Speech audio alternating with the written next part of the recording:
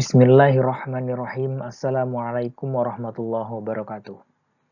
Alhamdulillahi rabbil alamin. Assalatu wassalamu ala syarfil anbiya'i wal mursalin wa ala alihi wa sahbihi ajma'in amma ba'du. Pada kesempatan kali ini, mata kuliah fikih, saya akan membahas tentang khulu.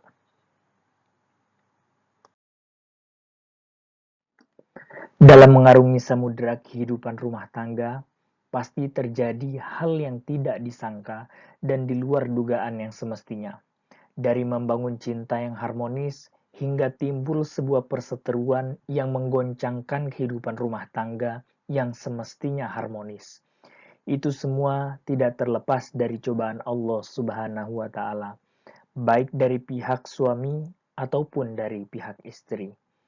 Jika kedua belah pihak bisa mencari solusi yang baik, pasti akan jalan keluar yang membawa untuk bisa memperbaiki hubungan mereka. Akan tetapi, jika tidak memperoleh solusi, maka Islam memberikannya solusi untuk mencari jalan keluar. Setelah berbagai upaya yang diusahakan demi menjaga keutuhan keluarga gagal, maka solusi terakhir ialah dengan perceraian. Sekalipun dibenci jika melakukan perceraian. Pertama, saya akan membahas tentang pengertian khulu.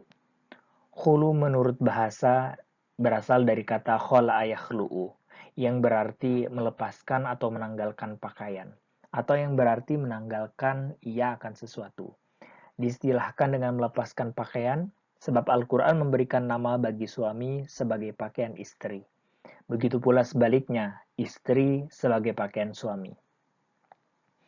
Khulu adalah pemberian hak bagi wanita untuk melepaskan diri dari ikatan perkawinan yang dianggap sudah tidak ada kemaslahatan sebagai imbalan hak talak yang diberikan kepada laki-laki.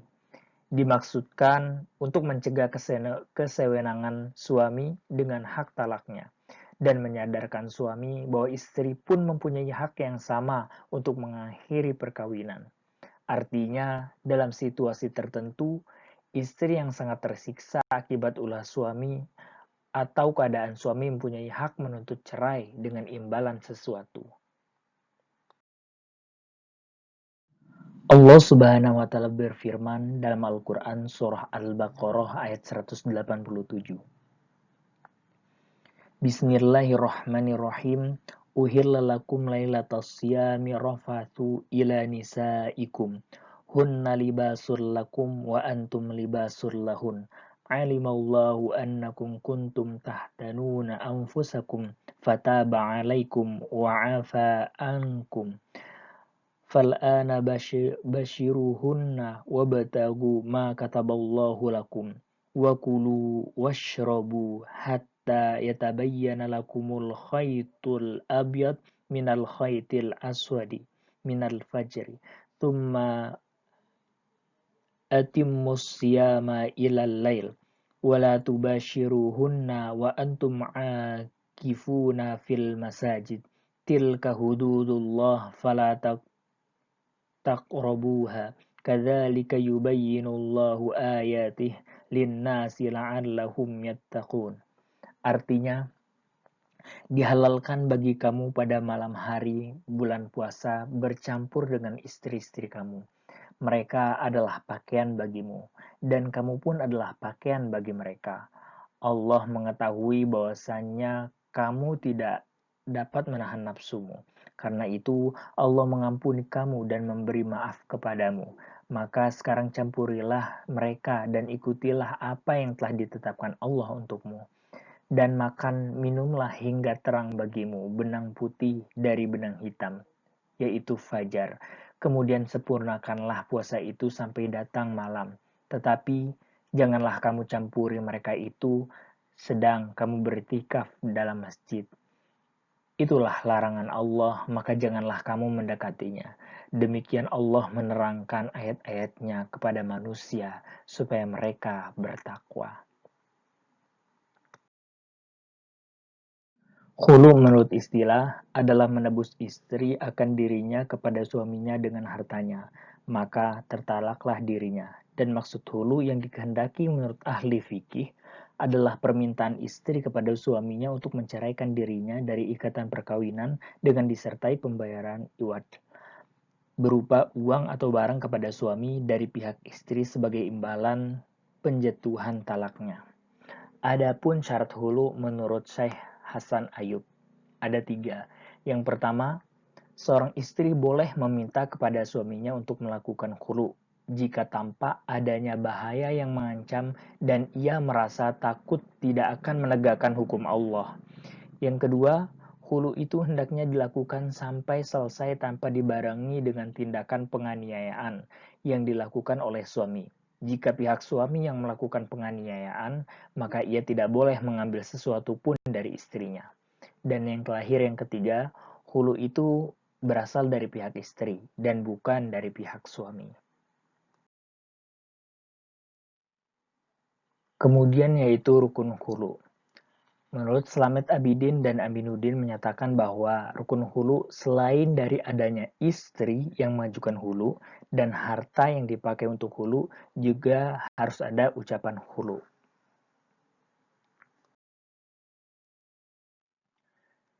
Iwad dalam hulu berkenaan dengan besar iwad dalam yang lebih kecil atau lebih besar dari mahar yang diberikan suami kepada istri.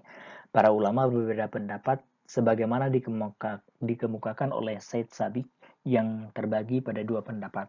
Pendapat pertama menyatakan bahwa tidak mengapa mengembalikan semua atau sebagian mahar kepada suaminya. Dengan kata lain, pembayaran iwad boleh kurang atau lebih dari harga mahar. Kemudian, untuk pendapat kedua menyatakan bahwa suami tidak boleh menerima iwad dari istri lebih dari mahar yang diberikan dahulu. Syarat dalam iwad. Adapun mengenai syarat dalam iwad, Al-Jaziri menjelaskan mengenai syarat iwad yang telah disepakati oleh para ulama madhab adalah sebagai berikut. Yang pertama, iwad harus merupakan barang yang suci, halal, dan layak dimanfaatkan. Artinya, bukan barang yang najis ataupun haram. Kemudian kedua, iwad harus merupakan sesuatu yang ada nilainya. Dan yang ketiga, barang yang diajukan iwad tersebut bukanlah merupakan barang hasil gosop atau barang yang didapat dari cara yang menyimpang dari aturan syariat Islam. Selanjutnya adalah sigot hulu. Para fuqaha berpendapat bahwa dalam hulu harus diucapkan dengan kata hulu atau lafal yang terambil dari hulu, atau bisa juga kata lain yang seperti sama dengannya. Dengan melepas diri dan fidyah sama dengan tebusan. Jika tidak menggunakan hulu atau yang seperti dengannya, misalnya suami berkata, "Engkau tertalak," sebagai imbalan dari barang atau uang seharga sekian. Lalu istri menerimanya, maka perbuatan tersebut termasuk talak dengan imbalan harta bukan termasuk hulu. Kemudian Hambali, dalam pendapat Hambali, hulu dinyatakan sah sekalipun tanpa niat. Sepanjang hal itu diucapkan dengan redaksi yang jelas, misalnya dengan al-hulu melepaskan, fasakh dan mufada'ah penebusan. Akan tetapi mereka mensyaratkan adanya majelis yang satu berada dalam satu majelis dan tanpa menggantungkan kepada sesuatu. Dan terakhir menurut Hanafi dan Syafi'i, hulu boleh dengan menggunakan redaksi al-bai, jual beli. Seperti suami mengatakan kepada istrinya, "Saya jual dirimu kepadamu dengan harga sekian." Lalu istrinya menjawab, "Saya beli itu." Begitupun hulu yang digantungkan dengan sesuatu pilihan khiyar dan keterpisahan antara penebusan dan hulunya. Dalam artian suami istri berjauhan, mazhab Hanafi membolehkan hal tersebut. Adapun dasar hukum hulu. Pertama menurut Al-Quran surah Al-Baqarah ayat 229. Bismillahirrahmanirrahim. وَلَا يَحِلُّ لَكُمْ أَن تَأْخُذُوا مِمَّا آتَيْتُمُوهُنَّ شَيْئًا إِلَّا أَن يَخَافَا أَلَّا يُقِيمَا حُدُودَ اللَّهِ فَإِنْ خِفْتُمْ أَلَّا يُقِيمَا حُدُودَ اللَّهِ فَلَا جُنَاحَ عَلَيْهِمَا فِيمَا افتدت به tilka hududullah fala ta'taduha wa may yata'adda hududallah faulaika humuz zalimun. Artinya, tidak halal bagi kamu mengambil kembali sesuatu dari yang telah kamu berikan kepada mereka, kecuali kalau keduanya khawatir tidak akan dapat menjalankan hukum-hukum Allah. Jika kamu khawatir bahwa keduanya suami istri tidak dapat menjalankan hukum-hukum Allah, maka tidak ada dosa atas keduanya tentang bayaran yang diberikan oleh istri untuk menebus dirinya. Kemudian dasar hukum khulu yang kedua dari hadis Nabi yang artinya, Malik dari Yahya bin Said dari Amarah binti Abdurrahman, sesungguhnya aku memberitakannya dari Habibah binti Sahal al-Ansari. Sesungguhnya Habibah itu istri Thabit bin Qais bin Syams. Adapun Rasulullah Shallallahu Alaihi Wasallam baru keluar dari masjid, selesai melaksanakan sholat subuh, sedangkan Habibah binti Sahal berada di dekat pintu rumah Rasul. Kemudian Rasulullah menegurnya, siapakah ini? Ia menjawab, aku Habibah binti Sahal wahai Rasulullah. Rasul bertanya lagi, apa maksud kedatanganmu? Ia menjawab, bukan saya, tapi Thabit sudah bukan suamiku. Ketika suaminya Thabit bin Qais datang, Rasul bersabda kepada suaminya, semoga Allah menghendaki apa yang ia ceritakan.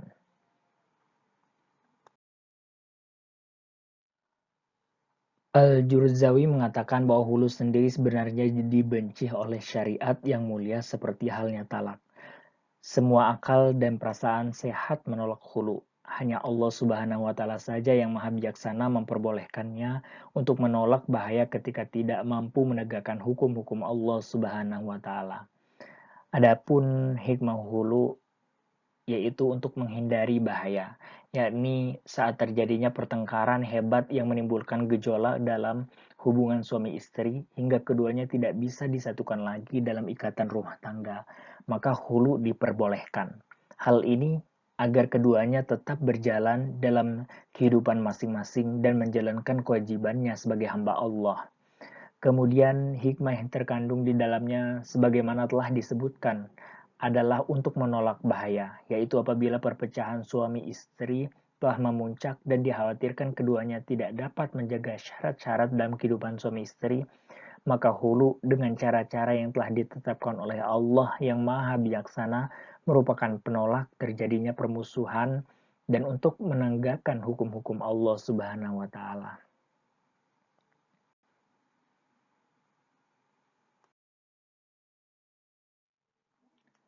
Kesimpulannya yaitu, hulu adalah pemberian hak yang sama bagi wanita untuk melepaskan diri dari ikatan perkawinan yang dianggap sudah tidak ada kemaslahatan sebagai imbalan hak talak yang diberikan kepada laki-laki. Dimaksudkan untuk mencegah kesewenangan suami dengan hak talaknya dan menyadarkan suami bahwa istri pun mempunyai hak sama untuk mengakhiri perkawinan. Artinya, dalam situasi tertentu, istri yang sangat tersiksa akibat ulah suami atau keadaan suami mempunyai hak menuntut cerai dengan imbalan sesuatu. Bahkan hulu dapat dimintakan istri kepada suaminya akibatlah hilangnya perasaan cinta dari istri kepada suaminya, walaupun suami tidak melakukan suatu perbuatan yang menyakiti istrinya. Hak yang samanya juga dapat dilakukan suami terhadap istrinya, yaitu manakala suami memang tidak mempunyai lagi perasaan cinta kepada istrinya dengan menjatuhkan talaknya.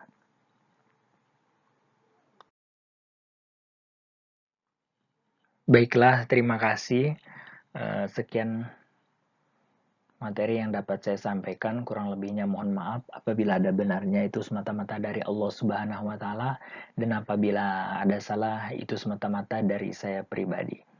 Akhirul kalam, wabillahi taufiq wal hidayah. Wassalamualaikum warahmatullahi wabarakatuh.